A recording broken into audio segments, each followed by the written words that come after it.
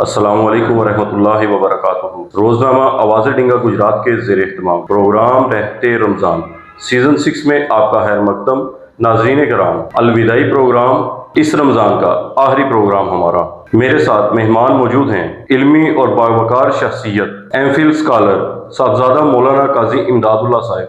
میں آپ کو ویلکم کرتا ہوں، آپ سیٹ پر آئے، بہت شکریہ آپ کا۔ اسی کے ساتھ ساتھ میرے ساتھ موجود ہیں ڈنگا کے سینئر صحافی میرے استاد محترم جناب نوید شہزاد مغل صاحب۔ میں آپ کو بھی خوش آمدید کہتا ہوں۔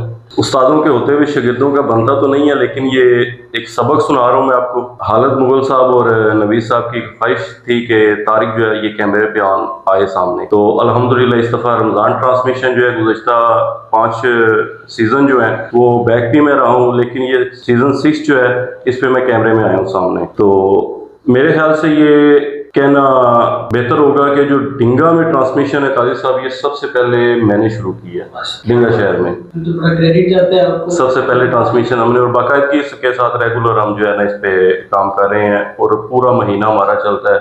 ربیع الاول میں چلتا ہے ہماری یہ ٹرانسمیشن، محرم میں جو بھی ایونٹ ہوتا ہے ہمارا یہ باقاعدگی سے چلتا ہے۔ تو ناظرین کرام، پروگرام کو آگے لے کے چلتے ہوئے میرے ساتھ موجود ہیں نعت خواں محمد زین عطاری صاحب۔ میں آپ سے گزارش کروں گا کہ نعت رسول مقبول صلی اللہ علیہ وسلم سے پروگرام کا باقاعدہ آغاز کریں۔ صلی اللہ علی محمد صلی اللہ علیہ وسلم، صلی اللہ علی محمد صلی اللہ علیہ وسلم۔ آنکھوں کا تارا نام محمد، دل کا اجالا نام محمد، صلی اللہ علی محمد صلی اللہ علیہ وسلم۔ ایک روز گو کا جانا سرکار کی گلی میں، ایک روز گو کا جانا سرکار کی گلی میں، ہوگا وہی ٹھکانا سرکار کی گلی میں، سمجھیں گے غم نیازی ان کی کرم نوازی، جس دن ہوئے روانہ سرکار کی گلی میں، صلی اللہ علی محمد صلی اللہ علیہ وسلم۔ تیری جانیوں کے نیچے تیری رحمتوں کے سائے، تیری جانیوں کے نیچے آقا، تیری جانیوں کے نیچے تیری رحمتوں کے سائے، جسے دیکھنی ہو جنت و مدینہ دیکھ آئے، صلی اللہ علی محمد صلی اللہ علیہ وسلم۔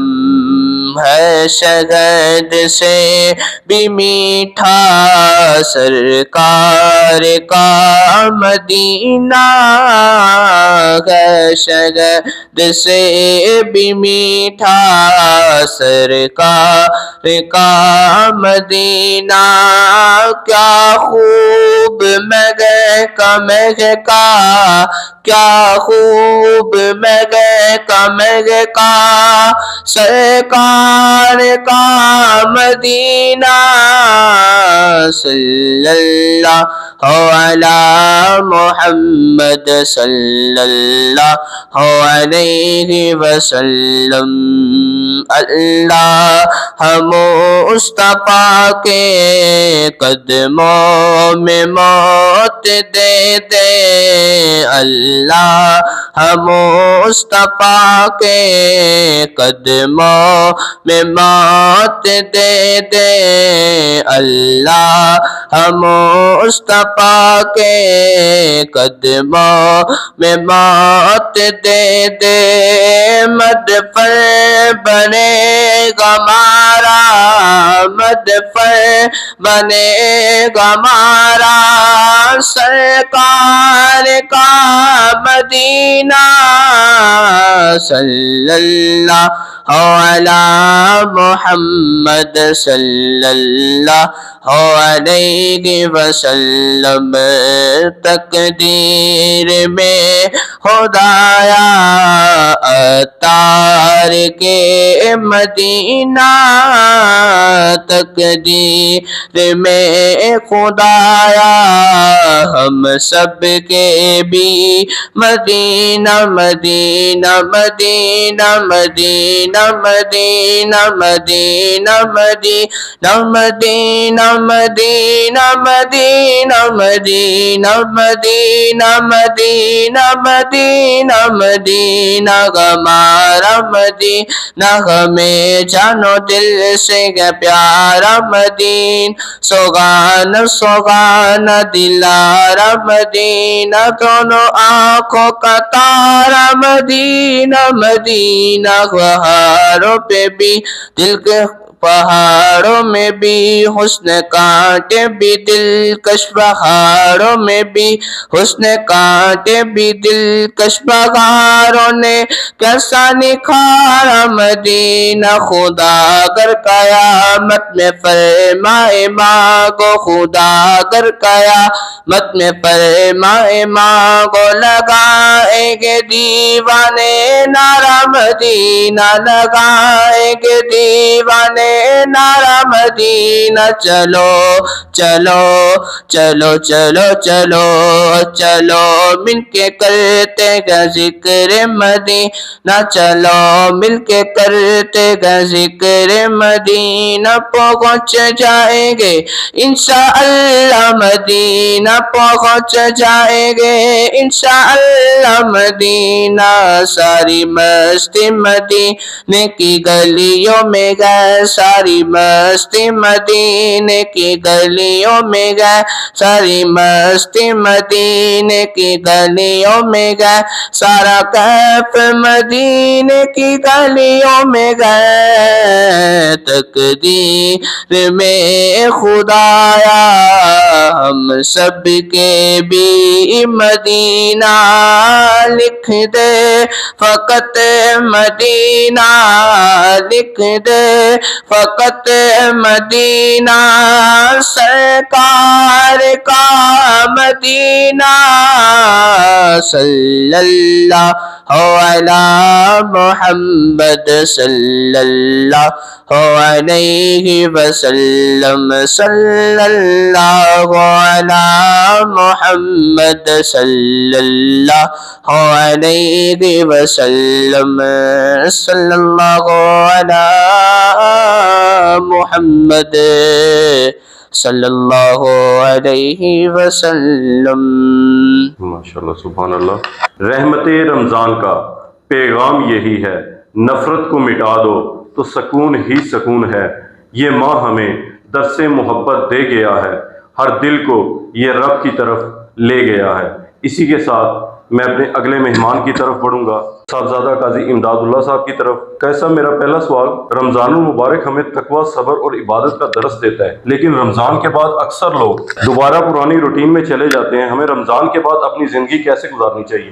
بہت شکریہ ڈاکٹر صاحب چودھری طارق محمود مہر صاحب، بہت شکریہ، آپ نے مجھے یہاں پہ یہ موقع دیا کہ میں آپ کے اس چینل کے توسط سے اپنے ناظرین سے کچھ گفتگو کر سکوں. ابھی گفتگو میں آپ نے آغاز میں کہا کہ یہ رمضان ٹرانسمیشن جو ہے یہ گزشتہ 5 برس سے آپ اس کو کر رہے ہیں، اور آف دا ریکارڈ یا بیہائنڈ دا سین تھے پہلے آپ، اور اس دفعہ آپ آن دا کیمرہ آپ اپنی جو ہے پروگریس دکھا رہے ہیں. تو یہ میں آپ کو صمیم قلب سے مبارکباد پیش کرتا ہوں اس ہمارے اس چھوٹے سے شہر ڈنگا میں. اور آپ نے تو ابتدا بھی کی ہے اس رمضان ٹرانسمیشن کی، اور یہ میں سمجھتا ہوں رمضان کے مہینے میں سوشل میڈیا کے پلیٹ فارم سے اسلام کی خدمت میں آواز بلند کرنا، نعت، تلاوت، ذکر و اذکار، وظائف اور پھر علمی گفتگو پر مشتمل، میں سمجھتا ہوں یہ بڑی کاوش ہے۔ اللہ آپ کو اس کا اجر عظیم عطا فرمائے۔ میں آپ کے ساتھ جو تشریف فرما ہے ہمارے ڈنگا کی صحافت میں ایک بڑا معتبر نام ہے، محترم نوید شہزاد مغل، پورا علاقہ جانتا ہے۔ میں ان کی ببانگ دہل صحافت کو بھی خراج عقیدت پیش کرتا ہوں کہ انہوں نے ہمیشہ کسی بھی قسم کا منفعت یا منافع پیش نظر نہیں رکھا، بلکہ عوامی مسائل کو اجاگر کیا ہے، اور یہی ان کی شخصیت کا خاصہ ہے۔ میں بڑھوں گا اپنے سوال کی طرف۔ آپ نے کہا کہ رمضان المبارک کا مہینہ تو ہمارا بڑی احتیاط سے گزر جاتا ہے، لیکن اس کے بعد پھر ہم دوبارہ اپنی پرانی روٹین پہ آ جاتے ہیں، اس پر کیسے کنٹرول کیا جا سکتا ہے؟ سب سے پہلے میں عرض کروں گا قبلہ نوید شہزاد مغل صاحب، یہ ایک انسانی فطرت ہے۔ کچھ چیزیں ایسی ہوتی ہیں جن پر ہم مکمل طور پر تو قابو نہیں پا سکتے، ہاں اس میں امپروومنٹ لائی جا سکتی ہے۔ مجھے آپ کے سوال سے ایک حدیث یاد آئی، نبی مکرم رؤوف الرحیم جناب محمد مصطفیٰ صلی اللہ علیہ وآلہ وسلم کے پاس ایک صحابی رسول تشریف لاتے ہیں، اور وہ آ کر کے یہی سوال کرتے ہیں جو آپ نے کیا ہے، اور وہ آ کر کے کہتے ہیں کہ یا رسول اللہ، ہم جب آپ کی مجلس میں ہوتے ہیں، آپ کے دربار عالیہ میں ہم جب حاضر ہوتے ہیں تو ہمارے ایمان کی کیفیت ہی اور ہوتی ہے، اس وقت ایمان کی پیک پہ ہوتے ہیں، لیکن آپ کی مجلس چھوڑ کر آپ موجود ہیں، ظاہری حیات آپ کی ابھی موجود ہے، آپ دنیا میں موجود ہیں، لیکن ہم آپ کی مجلس سے دور ہو جاتے ہیں، گھر چلے گئے، تجارت کے لیے کہیں اور چلے گئے۔ تو جب ایسا بھی ٹائم ڈیوریشن آتا ہے تو پھر ہمارے ایمان کا جو لیول ہے وہ بھی ماند پڑ جاتا ہے، کمزور ہو جاتا ہے۔ تو اس بات سے تو یہ پتہ چلتا ہے کہ یہ ایک انسانی فطرت ہے۔ قرآن میں اللہ نے کہا فَأَلْهَمَهَا فُجُورَهَا وَتَقْوَاهَا، ہمارا جو باڈی ہے ہیومن بینگ، اس میں اللہ نے مختلف ایپس انسٹال کر رکھی ہیں۔ اب ایپ جس سسٹم میں ہوتی ہے ڈیفینیٹلی یوزج تو اس کا ہے، تو ہمارا جو جسم ہے، ہمارے جسم میں اللہ نے فجر اور تقویٰ دونوں کو رکھا ہے۔ یہی تو پھر امتیاز آ جاتا ہے نا فرشتوں میں اور ہم میں۔ حالی صاحب نے یہی کہا تھا نا کہ فرشتوں سے بہتر ہے انسان بننا، مگر اس میں لگتی ہے محنت زیادہ۔ وہ جو زیادہ محنت ہے وہ یہی ہے کہ فرشتوں کو تو کوئی لالچ نہیں ہے، انہیں کوئی خوف نہیں ہے، انہیں کوئی کسی چیز کی نیڈ نہیں ہے، انہیں ان کی کوئی بیسک نیڈ بھی نہیں ہے۔ یہ ہمارے یہاں یہ چیز ہے کہ ہم نے اچھائی بھی کرنی ہے، لیکن ہماری کچھ نیڈز بھی ہیں، اور وہ نیڈز تقویٰ کے لحاظ سے بھی ہیں، اور پھر ہمیں بشر بنایا تو ہمارے پاس گناہ کی لذت بھی ہمارے اندر موجود ہے۔ سو رمضان المبارک میں تو ہم بڑے اچھے طریقے سے گزارتے ہیں، چونکہ رمضان میں شیاطین کو قید کر دیا جاتا ہے، لیکن رمضان گزرنے کے بعد ہم واپس اس لیے اس نہج پہ دوبارہ آ جاتے ہیں کہ ہم وہ روٹین چھوڑ دیں۔ اگر رمضان المبارک کے بعد بھی ہمیں اس بات کا ادراک رہے کہ بھائی نماز صرف رمضان میں فرض نہیں تھی، تراویح ایک امتیاز ہے رمضان کا، قیام اللیل جسے کہا جاتا ہے، وہ تو گزر گیا، لیکن نماز پنجگانہ تو آپ پر فرض ہے۔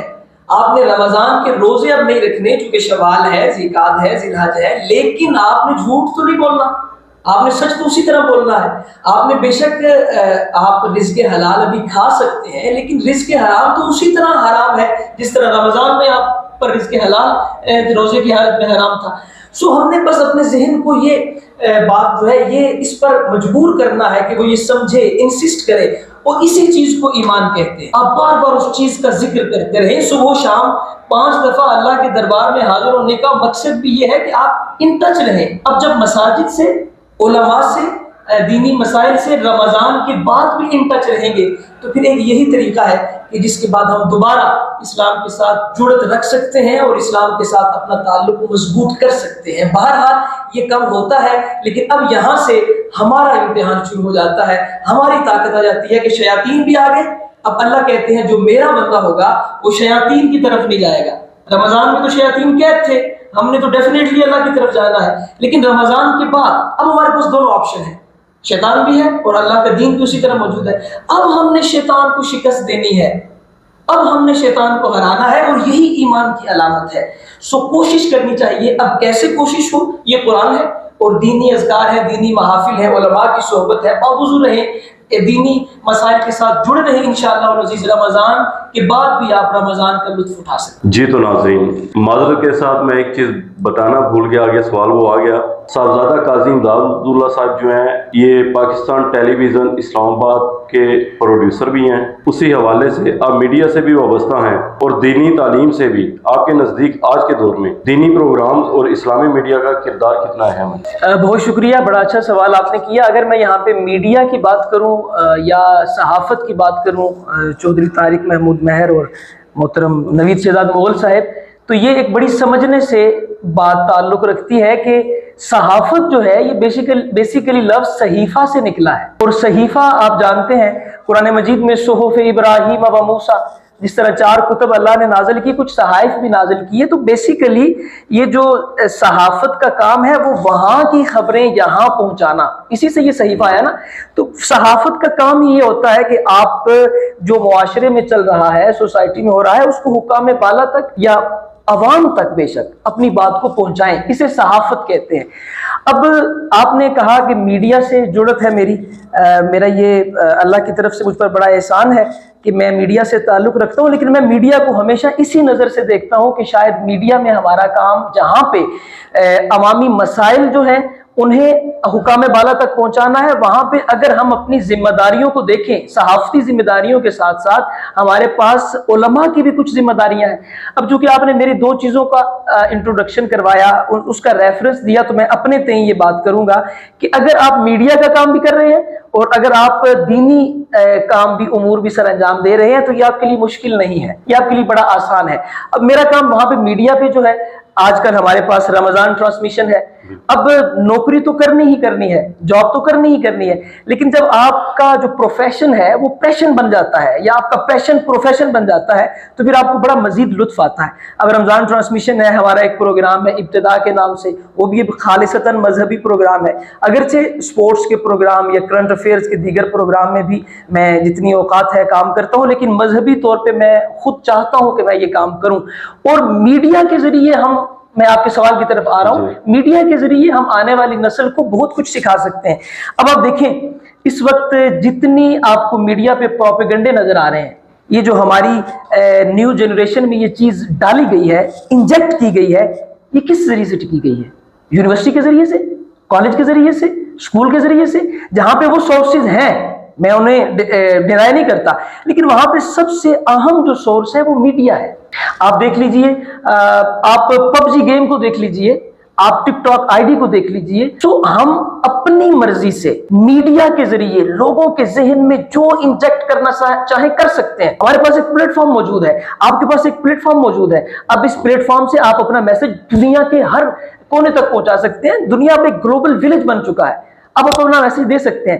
بالکل اسی طرح اگر آپ دین کا میسج میڈیا کے ذریعے دیں تو میں یہ سمجھوں گا کہ یہ بہت بڑی نیکی ہے، اور یہ ایسی نیکی ہے کہ جس طرح میں سمجھتا ہوں کہ یہ تبلیغ دین کا ایک اہم حصہ ہے، یہ تبلیغ دین ہے۔ بہت سے علماء ہیں، میں نام نہیں لیتا، وہ سوشل میڈیا کے ذریعے ہی جانے گئے، سوشل میڈیا کے ذریعے ہی پہچانے جاتے ہیں۔ آج تک وہ اپنا خود کا جمعہ بھی نہیں پڑھا سکے، اگرچہ ان کا مقصد یہ ہے کہ ہم جمعہ پڑھانا ہی نہیں چاہتے، لیکن وہ نہیں پڑھا پائے، لیکن انہیں دنیا جانتی ہے، یہ تصویر کا رخ ہے، وہ کیوں جانتی ہے؟ یوٹیوب کے ذریعے، سوشل میڈیا کے ذریعے۔ سوشل میڈیا کے ذریعے ہم اپنے میسیجز عوام تک پہنچا سکتے ہیں، اور علماء کرام کو چاہیے۔ اب دیکھیں، آج سے کچھ عرصہ قبل ٹی وی جس گھر میں ہوتا تھا وہاں پہ نماز نہیں ہوتی تھی، علماء کا یہ فتویٰ تھا۔ اب ہر عالم دین کا اپنا سوشل چینل ہے، یوٹیوب چینل ہے، اس کی ٹک ٹاک آئی ڈی ہے، انسٹا پہ آئی ڈی ہے، فیس بک آئی ڈی ہے، یوٹیوب چینل ہے۔ تو میں سمجھتا ہوں کہ یہ اچھی بات ہے، ہمیں حالات حاضرہ کے مطابق چلنا چاہیے۔ تو میڈیا کے ذریعے ہم دین کے میسیجز بہت عام کر سکتے ہیں۔ اب کچھ چیزیں ایسی ہیں جو دین میں ان کو بڑی کمپلیکیشن حاصل ہے، پیچیدگی حاصل ہے۔ مثال کے طور پہ میں بہت سے واقعات دین میں سے ایسے بتا سکتا ہوں جو ہم سمجھ نہیں سکتے ایک نشست میں، ہمیں بہت ٹائم چاہیے وہ سمجھنے کے لیے۔ اس حوالے سے ویڈیوز اپلوڈ کی جائے، اس حوالے سے جیسے رپورٹ آن ایئر کی جاتی ہیں، رپورٹ اپلوڈ کی جاتی ہیں۔ دا میسج ایک فلم ہے جو انگریزوں نے بنائی، لیکن ہم اس کے قائل نہیں ہیں کہ اس میں تشبیہات استعمال کی جائیں، لیکن ایک میسج دینے کے لیے، میسج کنوے کرنے کے لیے آپ اپنی سوسائٹی کو مزید راہ راست پہ لانے کے لیے ایک ویڈیو میسج بھی دے سکتے ہیں۔ سوشل میڈیا کے ذریعے ہم اپنے میسیجز لوگوں تک پہنچا سکتے ہیں، اور میں سمجھتا ہوں لوگ اتھینٹیکیشن کے ساتھ سوشل میڈیا کو دیکھتے ہیں، اور بہت سی آئیڈیز یا بہت سے پلیٹ فارم ایسے ہیں جس پہ ہم اصل بات پہنچاتے ہیں اور لوگ سمجھتے ہیں کہ یہ اصل بات ہے. سو دین اسلام کی تبلیغ کے لیے یہ بڑی اچھی چیز ہے اور میں سمجھتا ہوں اسے کرنا چاہیے. پتہ نہیں کیسے پرکھتا ہے میرا خدا مجھے، امتحان بھی مشکل لیتا ہے اور ہارنے بھی نہیں دیتا. میں اپنے اگلے سوال کی طرف بڑھوں گا. نوجوان نسل آج کل سوشل میڈیا پہ بہت زیادہ مصروف ہے، انہیں دین کے قریب لانے کے لیے علماء اور میڈیا کو کیا کردار ادا کرنا چاہیے؟ میں سب سے پہلے یہاں پہ ایک بات عرض کرنا چاہوں گا. بابا اشفاق احمد صاحب، نوید شہزاد مغل صاحب، آپ کو یہ بات بڑی اچھی لگے گی. ان سے ایک آدمی نے پوچھا جو نیا نیا مسلمان ہوا تھا. اس نے پوچھا کہ میں مسلمان ہو گیا ہوں، بتائیے کہ میں اب اسلام پہ کیسے کاربند رہ سکتا ہوں. تو اشفاق احمد صاحب نے کہا، غالباً ممتاز مفتی تھے یا اشفاق احمد، اگر کریکشن ہو جائے کومنٹس کے ذریعے سے تو میری بھی اصلاح ہے. تو انہوں نے کہا کہ تم نے اللہ کو پا لیا ہے، پہچان لیا ہے؟ اس نے کہا جی میں نے اللہ کو پہچان لیا ہے. انہوں نے کہا کس کے اللہ کو پہچانا ہے؟ مولویوں کے اللہ کو پہچانا ہے یا گنہگاروں کے اللہ کو پہچانا؟ اب مسئلہ یہ ہے سامعین ذی وقار، میں آپ سے بھی ناظرین ذی وقار، آپ سے بھی یہی عرض کروں گا اور اپنے ارباب ذی وقار سے جو میرے ساتھ بیٹھے ہیں، کہ ہم نے خود دین کو مشکل بنا دیا ہوا ہے. معذرت کے ساتھ قرآن تو کہتا ہے لا اکراہ فی الدین، دین میں تو زبردستی ہے ہی نہیں ہے، دین میں تو جبر ہے ہی نہیں ہے. مجھے بڑی اچھی طرح یاد ہے، میرے ایک ڈاکٹر MBBS دوست ہیں، وہ مجھے کہتے ہیں میں ایک دن نماز پڑھنے کے لیے مسجد میں گیا، نماز عصر کا وقت تھا، میں نے ٹی شرٹ پہنی ہوئی تھی، گرمیوں کا موسم تھا، 2-4 لوگ تھے، مجھے جگہ ملی تو میں بالکل امام صاحب کے پیچھے کھڑا ہو گیا. تو اقامت کے بعد امام صاحب نے مجھے اچھی خاصی جھاڑ پلائی کہ تم یہ ٹی شرٹ پہن کے مسجد میں آئے ہوئے ہو، ننگے بازو لے کر مسجد میں آئے ہوئے ہو. اب یہاں پہ مولانا غلط نہیں ہے، لیکن جو لوگ دیکھ رہے ہیں ان کے سامنے اس آدمی کی انسلٹ ہو گئی. اب حضور اکرم نے بھی تو سمجھایا نا. حضور اکرم ایک دفعہ مسجد میں بیٹھے تھے، ایک آدمی نے نماز پڑھی، اس سے پہلے وضو کیا، حضور اکرم صلی اللہ علیہ وسلم نے، اور یہ بات حضرت حسنین کریمین کے بارے میں بھی آتی ہے کہ حضرت حسنین نے اسے بلایا صحابی کو اور پوچھا کہ آپ نے وضو کیا ہے؟ انہوں نے کہا جی ہاں. وہ کہتے ہیں میں بھی وضو کرتا ہوں، بتائیے گا میں جہاں پہ غلط ہوا میری تصحیح کیجیے گا. اب غلطی اصل میں ان صاحب کی تھی، ان کی غلطی کی درستی کرنی تھی حسنین کریمین نے. حضور کا بھی یہی طریقہ رہا ہے کہ ڈائریکٹ کسی پر اعتراض نہیں کرتے. اب میرے وہ دوست جب نماز کے لیے گئے تو اس کے بعد انہوں نے مسجد میں جانا ہی چھوڑ دیا. اب ٹی شرٹ ہونا تو یہ چاہیے تھا کہ وہ ٹی شرٹ نہ پہن کے جائیں، ویسے جائیں، لیکن وہ فیڈ اپ ہو گئے، دل ٹوٹ گیا. سو اللہ پاک نے نبی پاک سے بھی کہا کہ آپ لوگوں سے حکمت عملی سے بات کیا کیجیے. نوجوان نسل ہماری دین کے نزدیک صرف اور صرف اس طرح آ سکتی ہے کہ جب ہمارے علماء کرام، معذرت کے ساتھ ممبر پر بیٹھنے والے اساتذہ اکرام اپنا جارحانہ رویہ چھوڑ دیں، محبت سے بات کریں. حضور اکرم صلی اللہ علیہ وسلم نے 13 سال مکہ میں گزارے، یہ مکی دور تھا، اور حضور یہاں پہ زبان سے بات محبتوں کا پیغام دیتے رہے. مکہ میں تو کوئی جنگ نہیں ہوئی، بلکہ مکہ میں حضور پر ظلم ہوئے، شیب ابی طالب دیکھ لیجیے، ستایا گیا، لیکن حضور نے بڑے اچھے طریقے سے ان کو جواب دیا محبت سے. اور فتح مکہ کے موقع پر بھی حضور نے کہا، جب ایک صحابی نے کہا نا الیوم یوم الملحمہ، آج تو بدلے کا دن ہے، آج تو بدلہ لیا جائے گا، حضور نے اسے بلایا اور کہا نا الیوم یوم المرحمہ، آج معافی دینے کا دن ہے. یہ ایک طریقہ ہے جس سے ہم نوجوان نسل کو اپنے قریب لا سکتے ہیں. نوجوان نسل کو وہ جس طرح میں بات کر رہا تھا ادیب کی، انہوں نے کہا کہ بھئی آپ کون سے اللہ کو ملنا چاہتے ہیں؟ اگر آپ صرف علماء کے پاس جائیں گے تو وہ آپ کو ڈرائیں گے. میں یہ نہیں کہہ رہا کہ اللہ پاک کا خوف دل میں نہیں ہونا چاہیے، ہونا چاہیے، لیکن ایسا ہی ہونا چاہیے جیسے ایک باپ کا خوف ہوتا ہے، ایک استاد کا خوف ہوتا ہے کہ یار میری کسی حرکت سے میرا باپ ناراض نہ ہو جائے، میری کسی حرکت سے میرا استاد ناراض نہ ہو جائے. اس لیے نہیں ڈرنا کہ وہ باپ کوئی شیر ہے، چیتا ہے، بھیڑیا ہے، خونخوار درندہ ہے، نہیں، ڈرنا ہے، لیکن اس لیے ڈرنا ہے کہ میں اس کی کوئی گستاخی نہ کر دوں. اللہ کا خوف ہم دل میں رکھنا ہے، میں یہ نہیں کہتا اللہ کا خوف نہیں رکھنا، لیکن اس لیے کہ یار میری کسی حرکت سے وہ ناراض نہ ہو جائے، وہ مجھ سے 70 ماؤں سے زیادہ پیار کرتا ہے، یہ میں نے خوف دل میں رکھنا ہے. یہ خوف دل میں نہیں رکھنا کہ وہ بڑا قہار ہے، جبار ہے صحیح، لیکن اللہ کہتا ہے کہ میری رحمت سے نا امید نہ ہونا. اور ایک جگہ پہ اللہ نے کہا میرا غصہ بہت ہے، جلال بہت ہے، لیکن میری رحمت نے میرے جلال پر قابو پا لیا ہے. یہ اللہ نے خود کہا. سو ہمیں اور اللہ نے یہ بھی کہا کہ جیسا تم مجھے سوچو گے میں ویسا ہوں. سو ہمیں سوچنا چاہیے اللہ رحیم ہے، کریم ہے، اور یہی میسج ہمیں نوجوان نسل کو دینا چاہیے تاکہ نوجوان نسل اس دین کی طرف لگے. نوجوان نسل صرف یہ سمجھتی ہے کہ یہ مولویوں کا کام ہے. یاد رکھیے گا اللہ پاک نے جب قرآن مجید کی پہلی وحی نازل کی، اقرا بسم ربک الذی خلق خلق الانسان من علق اقرا وربک الاکرم الذی علم بالقلم، یہ خالصتاً وہی حضور پر اتری، لیکن اس میں ہمارے لیے سبق تھا. یہ ہمارے لیے پیغام تھا کہ ہم نے دین کے ساتھ جڑنا ہے، ہم نے دین کی تعلیم حاصل کرنی ہے، ہم نے تبلیغ کی تعلیم حاصل کرنی ہے. تو اسی میں ہماری کامیابی اور بقا ہے. تو نوجوان نسل کو چاہیے کہ وہ دین کی طرف آئیں، لیکن علماء کو بھی چاہیے کہ وہ نوجوان نسل کو بڑی محبت کے ساتھ، حکمت عملی کے ساتھ دین کی طرف. حضور تو میلوں میں جا کر میسج دیا کرتے تھے قرآن کا. حضور میلوں میں گئے ہیں جہاں پہ ڈھول ہوتے تھے، حضور وہ نہیں سنتے تھے، لیکن وہاں پہ جا کر حضور نے میسج دیا. حضور کو تو جہاں پہ موقع ملتا. آج ہمارے علماء کرام بڑے اپنی طرف سے بادشاہ سلامت بن کے بیٹھے ہوتے ہیں کہ جنہیں آنا ہے اتھے ہی آنا ہے، ہم نے کہیں نہیں جانا. حضور تو لوگوں کے گھروں میں گئے ہیں، وہاں جا کے تبلیغ کی ہے، تعلیم دی ہے. تو ہمیں چاہیے کہ نوجوان نسل کو اپنے ساتھ لگانا ہے تو ہم ان کی ذہنی سطح پر آ کر بات کریں. اب ایک عالم دین عربی کے صیغے پڑھ رہا ہے اور ایک نوجوان جو ہے اس نے انٹر کیا ہوا ہے، اسے انگلش کے سینٹنسز کا پتہ ہے، اسے انگلش میں گفتگو کرنے کا پتہ ہے، بجائے اس کے کہ عربی پتہ چلے. تو اب آپ عربی میں اسے گفتگو نہیں کریں گے، اب آپ کو انگلش آنی چاہیے. اب انگلش سیکھیں نا. ہم کہتے ہیں کہ طلباء عربی سیکھیں، بھی مولویوں کو بھی تو انگلش آنی چاہیے. حضور نے جو تعلیم عام کی ہے وہ ہم نے اب عام کرنی ہے. بلغوا عنی ولو آیا، وہ ہماری ذمہ داری ہے. تو ہماری ذمہ داری تب ہوگی نا جب ہمارے پاس دوسری لینگویجز آئیں گی، ہم اپنا میسج دیں گے. سو علماء کرام سے گزارش کروں گا نوجوان نسل کو، پڑھے لکھے لوگوں کو اپنے ساتھ ملائیے، اور آپ بھی کوشش کیجئے کہ آپ نئی تعلیم کو پڑھیں تاکہ علماء کے ساتھ عوام جڑے اور ہم دین کا پیغام زبان زد خاص و عام کر سکیں. رمضان المبارک کے اختتام پر پوری قوم اور خاص طور پر نوجوانوں کے لیے آپ کا خصوصی پیغام کیا ہے؟ رہ گئی رسم ازاں روح بلالی نہ رہی، رہ گئی رسم ازاں روح بلالی نہ رہی، فلسفہ رہ گیا تلقین غزالی نہ رہی، مسجدیں مرثیہ خواہ ہے نمازی نہ رہے، یعنی وہ صاحب اوصاف حجازی نہ رہے. وضع میں تم ہو نصارہ تو تمدن میں ہنود، یہ مسلمان ہیں جنہیں دیکھ کے شرمائے یہود. میں کیا میسج دے سکتا ہوں؟ میں بھی عوام میں سے ہوں اور عوام بھی مجھ سے ہے. ہمیں صرف رمضان المبارک کو ایک مہینہ نہیں سمجھنا، یہ ہمارے لیے ایک مشق ہے، ایک ایکسرسائز ہے.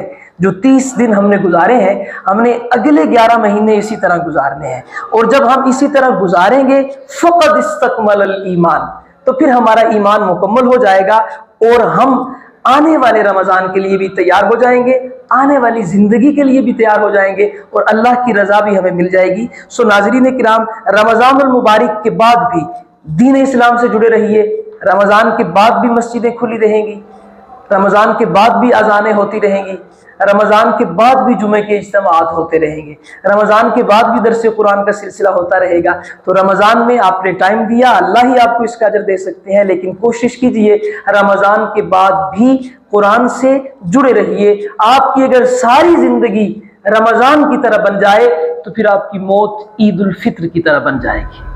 سبحان اللہ. میرا آخری سوال پروگرام رہتے رمضان کے حوالے سے آپ کیا میسج دیں؟ بالکل، میں سیزن 6 کے بارے میں جو کچھ میں نے دیکھا، رمضان المبارک کے ہر روز ہی ہماری نظروں سے پوسٹیں گزرتی رہیں. آپ نے بڑے اچھے طریقے سے قرآء کرام کو ثناخوان مصطفیٰ تشریف لاتے رہے، پھر علماء کرام بھی آتے رہے، اور علماء کرام نے بڑی محبتوں والے میسج دیے.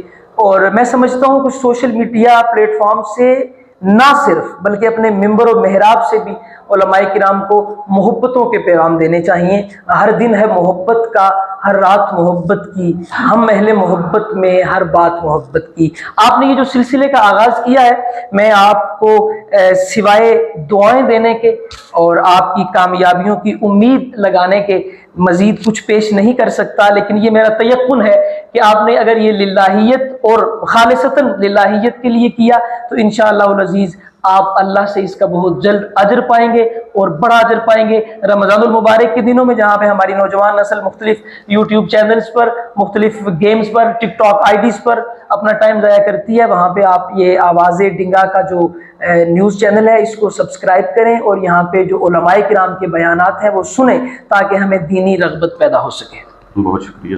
ذکر سرکار سے روشن ہیں فضائیں، ذکر سرکار سے روشن ہیں فضائیں ساری، آئیے مل کے سنیں نعت کی خوشبو پیاری، رحمت رمضان کی ساتھ ہے بڑی پیاری، ہر دل میں اترتی ہے نور کی سواری، یہ بخشش کا دریا ہے بہتا ہوا ہر سو، ہر سمت ہے پھیلی ہوئی رب کی نگہبانی۔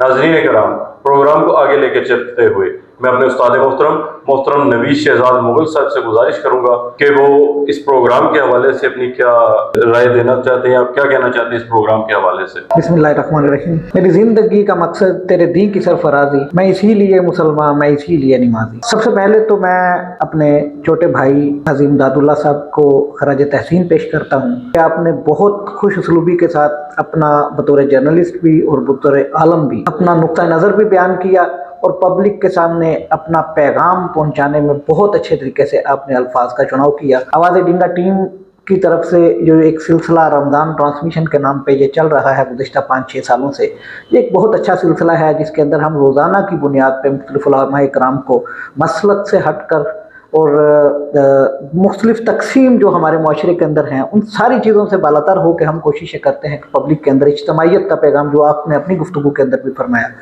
اسی کے حوالے سے ہم پبلک کو اتحاد امت، اتحاد بین المسلمین کے حوالے سے اپنا پیغام پہنچاتے رہیں، اور الحمدللہ اس حوالے سے ہمیں بہت زیادہ کامیابی بھی ملی ہے۔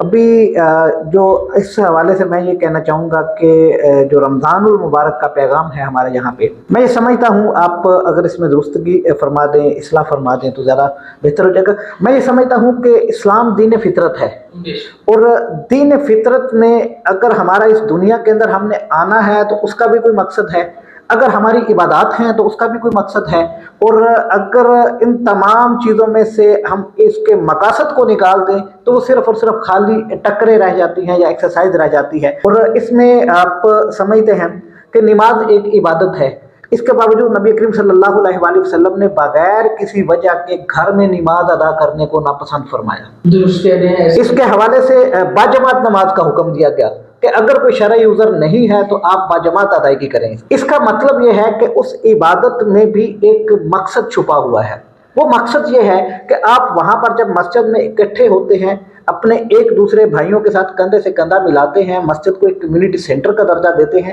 اور وہاں پر جا کر آپ ایک دوسرے کے ساتھ جب کھڑے ہوتے ہیں تو آپ ایک دوسرے کے ساتھ مسائل کے حوالے سے، معاشرتی معاملات کے حوالے سے آپ کی عبادات اور آپ کے معاملات مشترک ہو جاتے ہیں وہاں پہ۔ اور وہاں پہ جانے کے بعد اگر آپ نے صرف کندھے کے ساتھ کندھا ملایا ہے، دل کے ساتھ دل نہیں جڑے، آپ ایک دوسرے کے مسائل کے ساتھ باخبر نہیں ہوئے، تو آپ کی باجماعت ادائیگی بھی قبول نہیں ہوئی۔ اس کا مقصد یہ ہے کہ اللہ تعالیٰ کا جو ہمارے لیے حکم تھا، بیسیکلی ہم نے اپنی عبادات کو اور اپنے معاملات کو ایک ساتھ یکجا کر کے اس کے بعد ہم نے ان کو آگے لے کے چلنا ہے، تو اس کے بعد ہماری مقبولیت ہوتی ہے۔ تو اس حوالے سے میں یہ سمجھتا ہوں کہ باجماعت نماز کی ادائیگی کے اندر بھی اگر ہم اپنی کمیونٹی سے لاتعلق رہتے ہیں، اپنے ارد گرد کے لوگوں سے لاتعلق رہتے ہیں، ان کے مسائل، ان کے مصائب کے ساتھ ہم آگاہ نہیں ہوتے، ان کو حل کرنے کے لیے اپنا کردار ادا نہیں کرتے، تو وہ ہماری عبادات صرف عبادات کی حد تک رہ جاتی ہے۔ حضرت اقبال نے یہی کہا تھا نا کہ زبان سے کہہ بھی دیا لا الہ تو کیا حاصل۔ جی بالکل۔ دل و نگاہ مسلمان نہیں تو کچھ بھی نہیں، اور دل و نگاہ کے مسلمان ہونے کا مقصد ہی یہ ہے، المسلم من سلم المسلمون من لسانہ و یدہ۔ بالکل بالکل ایسے۔ مسلمان وہ ہے جس کی زبان اور ہاتھ سے دوسرا مسلمان محفوظ ہے۔ بالکل ایسے۔ اب آپ اس کے بارے میں علم رکھیں گے تو اس کو کچھ خدمت کر سکیں گے۔ جی بالکل۔ یہ اجتماعیت کا عنصر ہے۔ یس۔ یہ جمعہ المبارک کی نماز کا اور ایون نماز پنجگانہ کا یہی بنیادی مقصد ہے کہ اجتماعیت ہو، لوگ اکٹھے ہوں۔ اکٹھے ہو کے کرنا کیا ہے؟ اکٹھے ہو کے ایک دوسرے سے حال دریافت کریں۔ ایک دوسرے کو کوئی قرض تو نہیں چاہیے، کوئی پریشان۔ حضور اللہ فرماتے ہیں قیامت کے دن اللہ کہیں گے میں بھوکا تھا تم نے مجھے کھانا نہیں کھلایا، تو لوگ کہیں گے یا اللہ آپ بھوکے ہو سکتے ہیں، آپ مالک کل۔ اللہ کہتے ہیں تمہارا جو پڑوسی بھوکا تھا اس کو تم کھانا کھلاتے، وہ ایسا ہی تھا جیسے تم نے مجھے کھانا کھلایا۔ اب اس کا مقصد ہے کہ اب وہ یہ پہلا سبق تھا کتاب خدا کا، حالی صاحب نے کہا یہ پہلا سبق تھا کتاب خدا کا کہ مخلوق ساری ہے کنبہ خدا کا۔ अल खल्क़ु आयानुल्लाह, ये अरबी का एक मक़ूला भी है। सो हमें सबसे पहले नमाज और इबादत का बुनियादी मकसद है इंसानियत। जो आप बात फरमाना चाह रहे हैं, जो मैंने बिल्कुल ऐसे वो बिल्कुल यही है कि इंसान इबादत से आपने खालिक को राजी करना है और खालिक की रजा इंसानियत की। जी बिल्कुल। और इसी हवाले से चूंकि हमारे भूखा रहने से अल्लाह ताला को कोई गर्ज तो नहीं है, इसके बावजूद ये होता है कि हमने अगर पूरा साल अल्लाह ताला की तमाम नेमतों से लुत्फ उठाया है, उनको हलाल चीज़ों को एंजॉय किया है हमने, तो एक महीने के लिए हमें रोकने का मकसद क्या है? इसकी मकसदियत ये है कि आपके पास अल्लाह ताला की तरफ से दिए गए तमाम वसाइल मौजूद हैं, लेकिन बेतहाशा लोग ऐसे मौजूद हैं जो पूरा साल इस कैफियत से गुजर रहे होते हैं कि वो हालत रोज़ा में और हालत फाका में होते हैं। तो जब आपको इन हलाल चीज़ों से रोका गया है तो इसका मकसदियत सिर्फ ये है कि जब आप सुबह अपना रोज़ा रखते हैं तो उसके बाद जिस वक्त दिन की कैफियत और मामलात आपके चलते हैं तो आप उस कैफियत को महसूस करते हैं जो किसी भूखे और किसी ज़रूरतमंद की है, रियलाइज करते हैं, आप तकलीफ देखते हैं, महसूस करते हैं। और उस कैफियत को देखने के बाद आप अमली तौर पर अगर उन लोगों की भूख को खत्म करने के लिए अपना किरदार अदा करते हैं तो आपका रोज़ा कबूल होगा। और अगर आप इन चीज़ों से लाताल्लुक़ हो के सिर्फ और सिर्फ घर में लेट गए या उसके बाद अपने मामूलात ख़त्म करके AC TV ऑन किया, एंजॉय किया शाम तक, फिर भरपूर तरीके से दस्तरखान को बढ़ा के अपने उस सारी चीज़ों को कवर कर लिया और आपने उन लोगों का एहसास नहीं किया जिसके लिए आपको ये सारी एक्सरसाइज करवाई गई है, आपको इस मुशक्क़त से गुजारा गया है, अगर आप उन लोगों का एहसास नहीं करते हैं तो मेरा ख्याल है कि आपके रोज़े का मकसद बिल्कुल भी नहीं है। ये आपका ख्याल भी दुरुस्त है, लेकिन अल्लाह ने कहा बिल्कुल ला हाजत लहू, मुझे ला हाजा, मुझे उसकी कोई ज़रूरत नहीं है, उसकी भूखा प्यासा रहने की, उसका रोटी ना खाना, प्यास बर्दाश्त करना, मुझे तो कोई ज़रूरत नहीं है, क्योंकि असल मकसद था लअल्लकुम तत्तकून। तकवा है ये कि अल्लाह का खौफ इस कदर दिल में आ जाए कि हम लोगों के हुकूक पूरे करें, बिल्कुल उनकी खिदमत करें, ये तकवा है। यही रमज़ान के हवाले से मैं पैगाम देना चाहूँगा कि आप अगर हज के मौका पर भी जाते हैं, जैसे आपने फरमाया कि जुम्मा का इज्तिमा, उसी को जो है वो आलमी सतह पे देखा जाए तो वो हज का इज्तिमा होता है जिसमें खुतबा मौजूद होता है, पैगाम होता है अगले साल के लिए, उम्मत के लिए पैगाम दिया। मैं आपकी बात अलग बहुत खूबसूरत आप गुफ्तगू कर रहे हैं, लेकिन मेरा ईमान मुझे मजबूर कर रहा है कि मैं बोलूं कि वो जो कुरान ने कहा फला रफसा वला फुसूका, फला रफसा वला फुसूका वला जिदाल फिल हज। अब देखिए कितना बड़ा एक अल्लाह की इबादत का वो एक्टिविटी है, इतनी बड़ी हज, लेकिन अल्लाह कहते हैं वो तो किसी ने धक्का नहीं मारना। जी बिल्कुल। फला रफसा वला फुसूका वला जिदाला, लड़ाइयाँ नहीं करनी, किसी को कोनियाँ नहीं मारनी, किसी के पाँव पे पाँव नहीं रखना। इतना बड़ा एक इवेंट है, उस पे भी अल्लाह पाक हुकूक इंसानी बदन इंसानी के हुकूक की तालीम दे रहे हैं कि यार किसी को तकलीफ ना पहुंचाओ। सो हज का मकसद भी ये है, किबला रोजे का मकसद भी ये है, नमाज का मकसद भी ये है, ज़कात का मकसद भी ये है, तमाम इस्लामी अरकान का मकसद है कि आपके अंदर इंसान की इज्जत आए, मुआशरे की तख्लीक करना, एक सोसाइटी को डेवलप करना, एक भाईचारे की फिजा को, खुदा की जो मोहब्बत है ना, ये इस्लाम है। उम्मत मुसलमा जिसमें वाहिद की मानिंद है, अगर जिस्म के किसी एक हिस्से को तकलीफ हो रही है और दूसरा हिस्सा भी उस तकलीफ को महसूस नहीं कर पा रहा, तो वो या तो बेहिस हो गया या मुर्दा हो गया, उस जिस्म का हिस्सा ही मफलूज हो गया। एक यहूदी औरत आई ना, नौजवान थी, तो हुजूर ने हजरत बिलाल से कहा कि जाओ इसके सर पे दुपट्टा दो। तो उस वक्त बिलाल ने कहा या रसूलल्लाह ये यहूदन है, मुसलमान तो नहीं है। हुजूर ने कहा फातिमा बीबी का दुपट्टा लेके आओ और इसे दो, क्योंकि ये बेटी है, बेटी होती है, मुसलमान की हो या काफिर की हो। जी बिल्कुल, ये इस्लाम ने पैगाम दिया। सबसे पहले हमें इंसानियत का दर्स दिया है। रोजे का मकसद भी यही है कि हम इंसान की ताज़ीम करने वाले और उसकी तकलीफ का एहसास करने वाले बन जाएं। और इस हवाले से मैं मौके से फ़ायदा उठाते हुए काजी साहब से भी दरख्वास्त करूँगा, मैं ये समझता हूँ कि मस्जिद को कम्युनिटी के अंदर, किसी भी मुआशरे के अंदर लीडिंग रोल की हैसियत हासिल है, और इस लीडिंग रोल के हवाले से मैं आपसे भी गुजारिश करना चाहूँगा, इस प्रोग्राम के तवज्जुह से दीगर उलमा से भी करना चाहूँगा कि आप खुद को सिर्फ इबादत की हद तक महदूद न करें, बल्कि मामलात में भी अगर माशरे के अंदर सफाई के हवाले से काम है, किसी ज़रूरतमंद की मदद का काम है, किसी बेवा के हवाले से काम है, किसी मरीज़ के हवाले से काम है, शजरकारी का पैगाम है, ये तमाम चीज़ें इनका महवर और मरकज़ मस्जिद को होना चाहिए। और ये तमाम जितने लोग मस्जिद के अंदर आते हैं उनको लीडिंग रोल उलमा प्ले करें, और प्ले करने के बाद सोसाइटी की बेहतरी के लिए मैं काफ़ी अच्छे से ये मैं आपकी बात सुनता हूँ और मुझे बड़ी खुशी होती है। नाज़रीन, नवीद शहजाद मुगल साहब हमारे शहर का एक जाना पहचाना, बल्कि हमारे इस इलाके में एक बड़ा मोतबर नाम है। تو یہ بڑی اچھے مشاورت میں بڑی اچھے مشورے بھی دیتے ہیں. تو یہ آپ کی جو بات بڑی خوبصورت ہے, اور میں سر یہ عرض کروں کہ یہ آپ کی یہ پرسنل اوپینین نہیں ہے. آپ نے کہا نا کہ مسجد کو صرف عبادات کے لیے استعمال نہ کریں. قبلہ عبادات اسلام کا حصہ اسی طرح ہے جس طرح معاملات اسلام کا حصہ ہے. بالکل ایسے ہی. یہ ہمیں سمجھ نہیں آتا. جی بالکل. ہم نے اسلام کو صرف نماز روزہ مسجد میں پڑھنا, تراویح پڑھنا, سلام کس طرح پھیرنا ہے, جنازہ کس طرح پڑھنا ہے, ہم نے یہاں تک محدود کر لیا. نہ لقد کان لکم فی رسول اللہ اسوۃ حسنہ, نبی پاک کی طریقے زندگی کو اسوہ حسنہ قرار دیا گیا, سب سے بہترین نمونہ. اور وہ نمونہ سب سے بہترین کیسے ہو سکتا ہے جس میں صرف اسلام پر بات ہو, مذہب پر بات ہو, عبادات پر بات ہو, معاملات پر بات نہ ہو, شادی بیاہ پر بات نہ ہو, معاشرت پر بات نہ ہو, معیشت پر بات نہ ہو. ایسا کیسے ہو سکتا ہے وہ اسوہ حسنہ ہو؟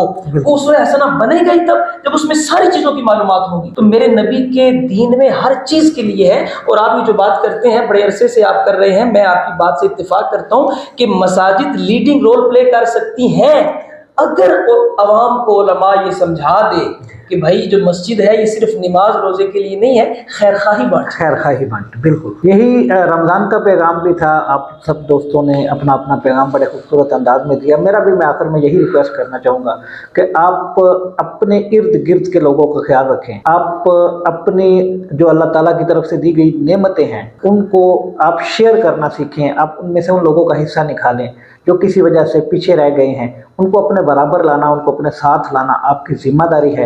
اور رمضان کا پیغام بھی یہی ہے کہ اگر آپ اس روزے کی حالت کے باوجود ان لوگوں کا احساس نہیں کر پا رہے تو آپ پھر صرف فاقہ کر رہے ہیں, آپ روزہ نہیں رکھ رہے. درست فرمایا بالکل. ماشاء اللہ جی, جزاک اللہ. منوی صاحب کے اسی سوال کو بڑھاتے ہوئے کہ میں نے اسی رمضان میں گزشتہ دنوں میں نے ایک کالم بھی لکھا جس کا ٹائٹل تھا رمضان دے وچ راشن ونڈن والو. رمضان دے وچ راشن ونڈن والو عیدوں بعد بھی بھوک لگ رہی ہے. واہ جی واہ, کیا بات ہے, کیا بات ہے, درست کہا جی آپ. اسی حوالے سے اسی پوائنٹ کو نوی صاحب تھوڑا سا آگے لے کر چلیں کہ عید کے بعد بھی بھوک لگتی ہے. صرف رمضان میں نہیں کہ ہم رمضان میں راشن دیتے ہیں, سال بعد پھر رمضان آتا ہے ہم راشن دیتے ہیں, پیچھے ہٹ جاتے ہیں. کیا عید کے بعد دوبارہ بھوک نہیں لگتی؟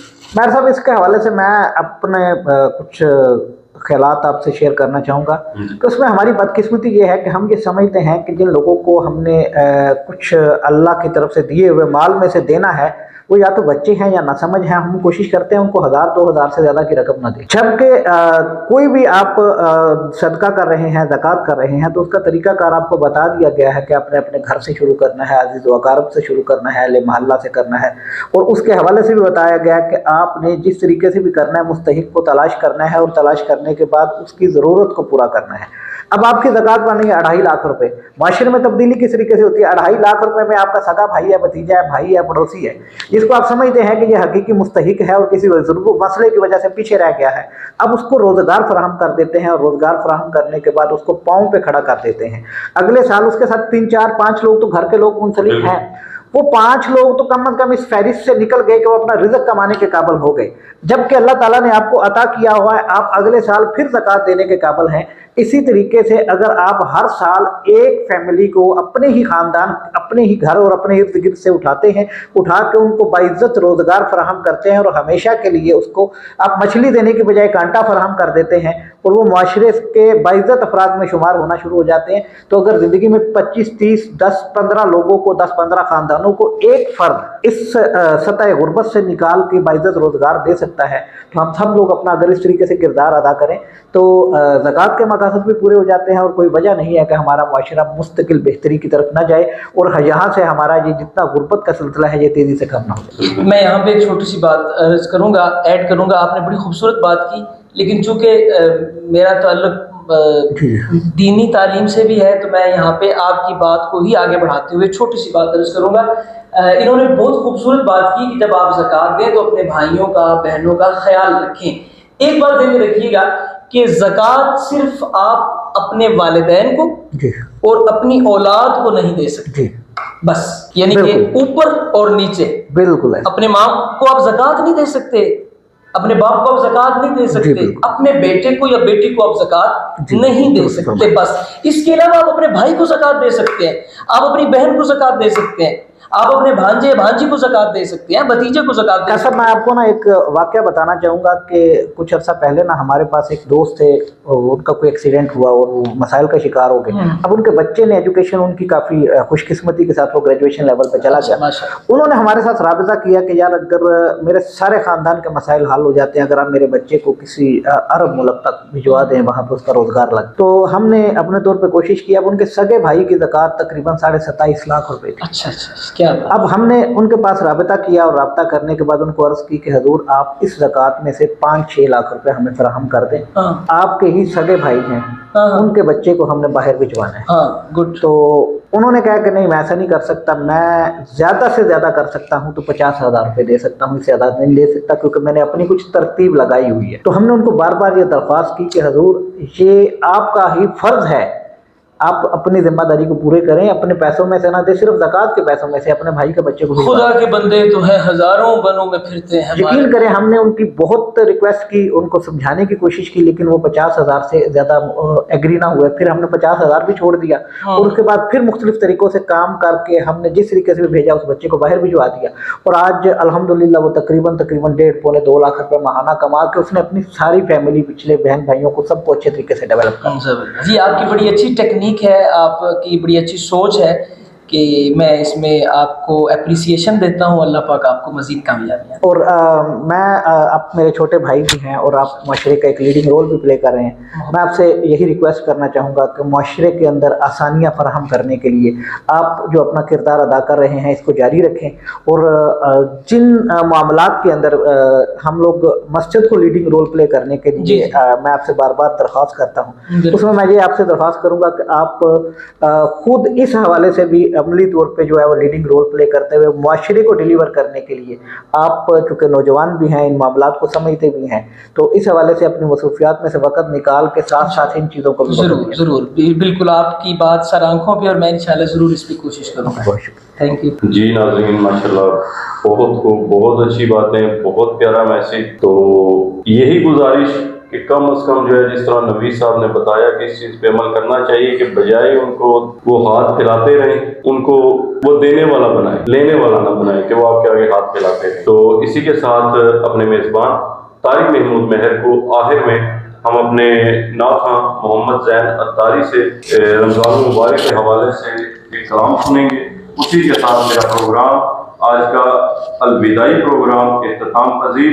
اسی کے ساتھ اپنے میزبان طارق محمود مہر کو کل تک کے لیے اجازت دیجیے. اللہ حافظ. قلب عاشق ہے اب پارا پارا,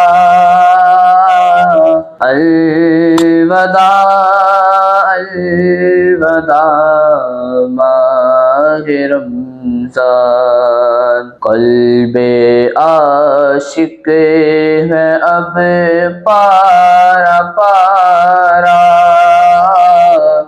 الوداع الوداع ماہ رمضان. الوداع الوداع ماہ رمضان. الوداع الوداع ماہ رمضان. کلفت ہجر و فرقت نے مارا, الوداع الوداع ماہ رمضان. اور تیرے آنے سے دل خوش ہوا تھا, اور ذوق عبادت بڑا تھا. تیرے آنے سے دل خوش ہوا تھا, اور ذوق عبادت بڑا تھا. آہ اب دل پہ غم کا غلبہ الوداع الوداع ماہ رمضان الوداع الوداع ماہ رمضان الوداع الوداع ماہ رمضان مسجدوں میں بہار آ گئی تھی اور جوک در جوک آتے نمازی مسجدوں میں بہار آ گئی تھی جوک در جوک آتے نمازی ہو گیا کم نمازوں کا جذبہ ہو گیا کم نمازوں کا جذبہ الوداع الوداع ماہ رمضان قلب عاشق ہے اب پارا پارا الوداع الوداع ماہ رمضان